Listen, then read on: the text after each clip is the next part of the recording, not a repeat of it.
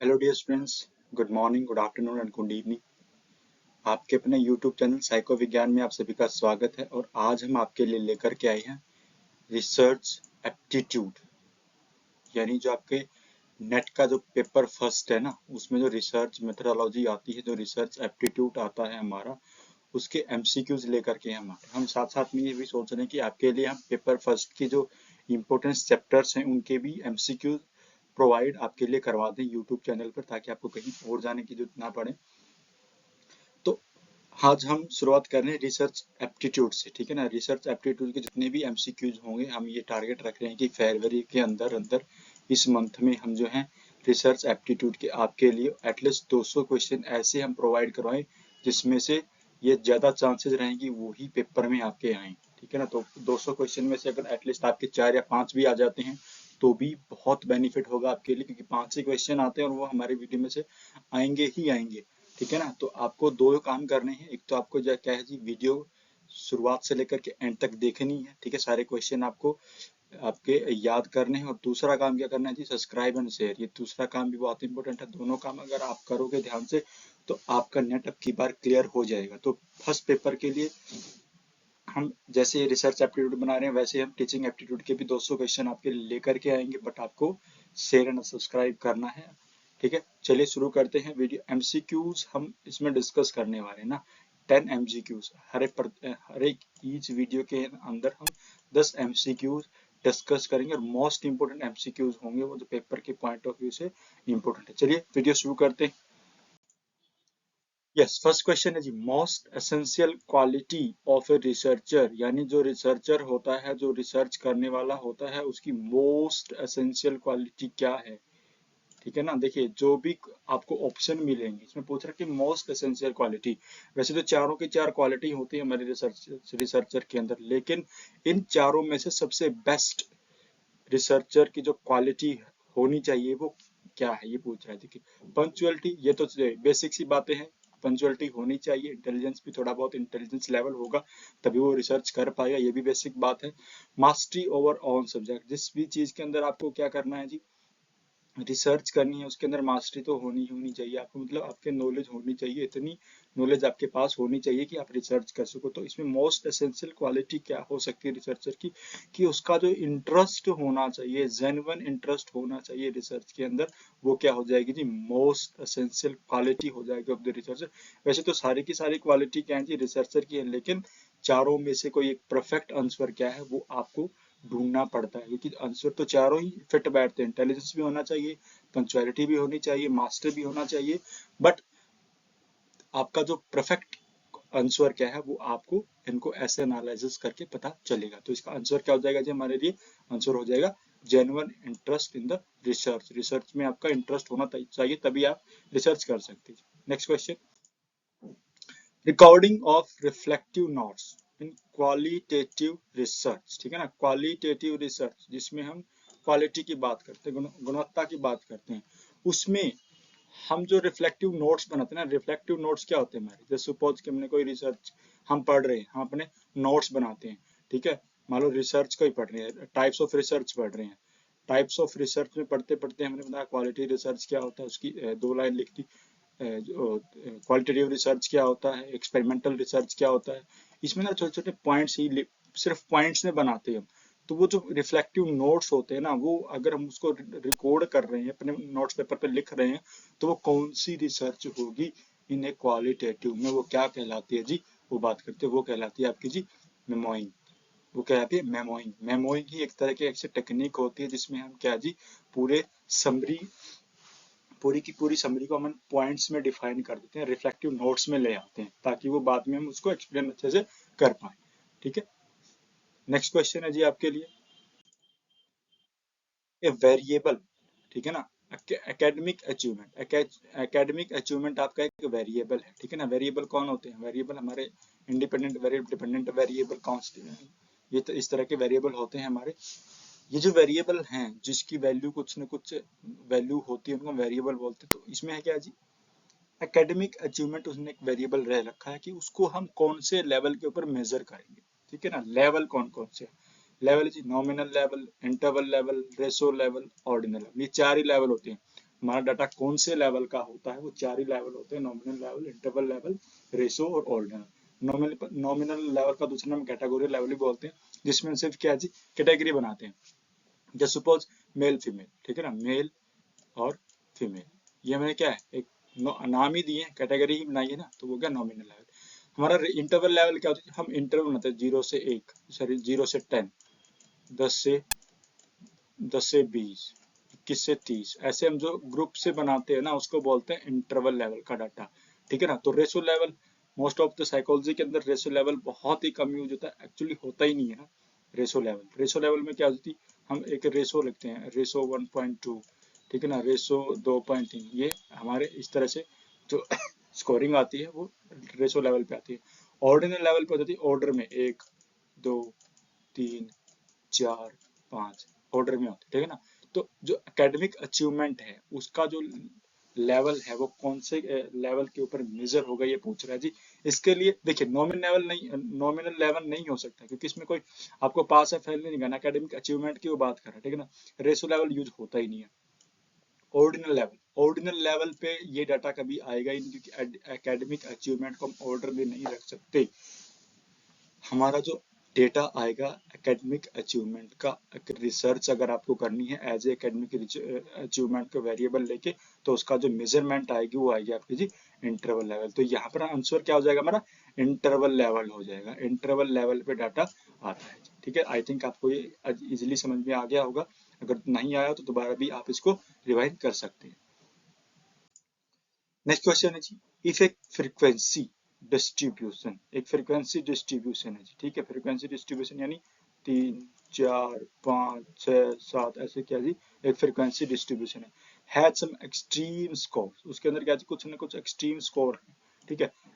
Then appropriate measure of the central tendency, central tendency को मापने का अप्रोप्रिएट आपके पास मेजर क्या होगा, जब आपके पास स्कोर क्या है एक्सट्रीम स्कोर्स हैं, ठीक है। तो उसके लिए कौन सा मेथड यूज होता है जी, उसके लिए होता है जी मीडियन।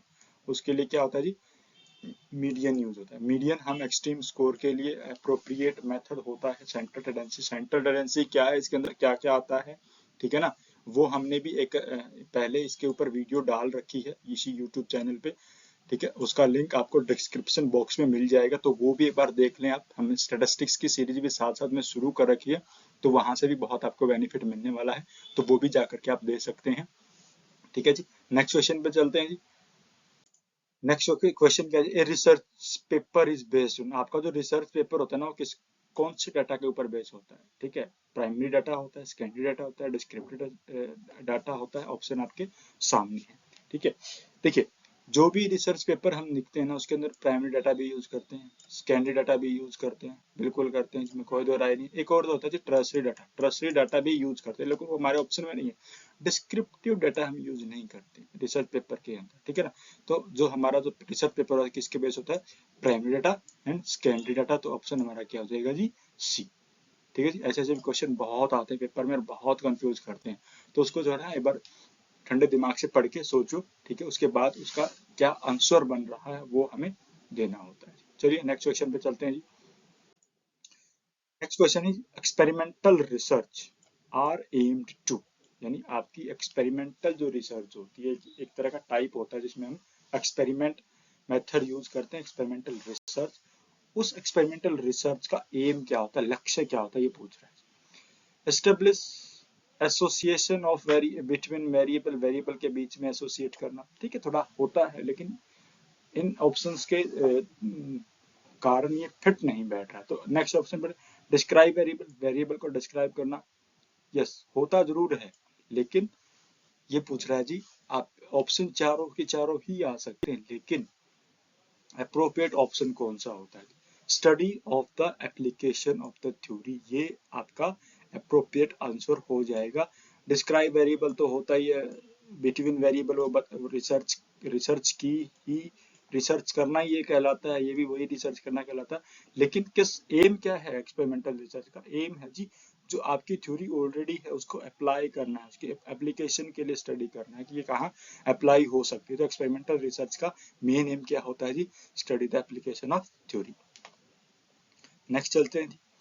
नेक्स्ट क्वेश्चन है जी, limitation laid down by the researcher are called as, यानी जो भी रिसर्चर अपनी रिसर्च करने के बाद लास्ट में जो अपनी थीसिस राइटिंग में लिमिटेशन लिखता है, तो वो लिमिटेशन क्या है, वो लिमिटेशन क्या कहलाती है अकॉर्डिंग टू इसके? ऑब्जेक्टिव नहीं, ऑब्जेक्टिव नहीं होते, ऑब्जेक्टिव पहले लिख लेते हैं, एजम्पशन भी नहीं होती, हाइपोथेसिस तो होती ही नहीं है, डीलिमिटेशन होते हैं। डीलिमिटेशन का मतलब होता है जी वो पार्ट जो रिसर्चर ने छोड़ दिया अपनी रिसर्च में लिखना, ठीक है ना, अपनी रिसर्च में बताना, वो पार्ट छोड़ दिया, वो पॉइंट्स, वो कॉन्सेप्ट छोड़ दिया अपनी रिसर्च में, तो वो बाद में लिमिटेशन इसी लिखता है कि मैंने अगर मैं इस तरह से, जैसे एग्जांपल लेते हैं, जैसे कि मैं लिखता कि मैंने डाटा लिया था 50 का, ठीक है, अगर मैं अपनी लिमिटेशन में लिखूं, अगर मैं डाटा लेता 100 का तो रिजल्ट और अच्छे होते हैं, मैंने अपनी लिमिटेशन में लिखा। ये मतलब क्या जी, मैंने 50 लिए 100 नहीं लिए, मैंने ये क्या जी, ये कॉन्सेप्ट मेरे से छूट गया,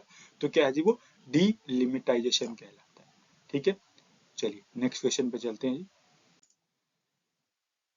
और एनी फ्रिक्वेंसी डिस्ट्रीब्यूशन, ठीक है ना, किसी भी फ्रिक्वेंसी डिस्ट्रीब्यूशन में 50th परसेंटाइल एंड खालिस्तान आर द सेम, ठीक है, वो सेम क्या होता है? देखिए मैंने इसके ऊपर बहुत अच्छी तरह से वीडियो आपके मैंने बना रखी, मैंने पहले क्वेश्चन में भी आपको डिस्कस किया था कि वहां पे आप ये जाकर के देख सकते हैं। मैंने स्टैटिस्टिक्स में सेंट्रल टेंडेंसी को लेकर के, मेजर ऑफ वेरिएबिलिटी को लेकर के सारा का सारा जो हमारा नोट्स हैं वो आपके यूट्यूब चैनल के ऊपर हैं, वहां से भी आप देख सकते हैं। अदरवाइज लिंक जो आपको डिस्क्रिप्शन बॉक्स में मिल जाएगा। ये पूछ रहा है कि जो 15 परसेंटाइल होता है ना किसी भी डाटा, जैसे सपोज हमने कोई डाटा है हमारे पास 20, 40, 50, 70 ऐसे ऐसे क्या जी हमारे पास 5 लोगों का डाटा है, 5 लोगों का डाटा, यानी ये पूछ रहा है कि जी अगर मैं इसमें कौन सा ऐसा पॉइंट है जो आपके डेटा को इक्वली 50% में डिवाइड कर देगा, ठीक है ना, वो पॉइंट कौन सा है?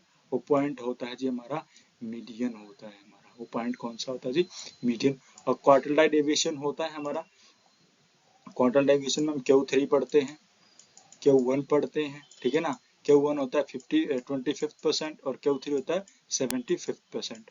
ये मैंने अपनी पहले जो स्टैटिस्टिक्स की जो वीडियो है इस यूट्यूब चैनल पर उसमें अच्छे से आपको समझा रखी, वहां से भी आप देख सकते हैं।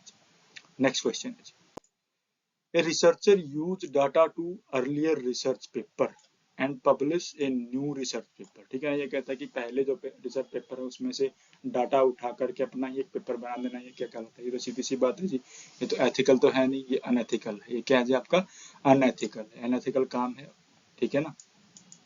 नेक्स्ट क्वेश्चन है जी, द लास्ट क्वेश्चन है आपका आज का। Socrates has given method to discovering truth, ठीक है ना, ये कोई इंसान है, उसने क्या है जी, एक रिसर्चर है ये, उसने को मेथड दिया है अपने ट्रुथ को डिस्कवरिंग करने का। वो कौन सा मेथड है जी? अकॉर्डिंग टू दिस वो है जी डायलॉग मेथड, ठीक है ना, वो डायलॉग से सर्च फाइंड आउट करने की कोशिश करता है।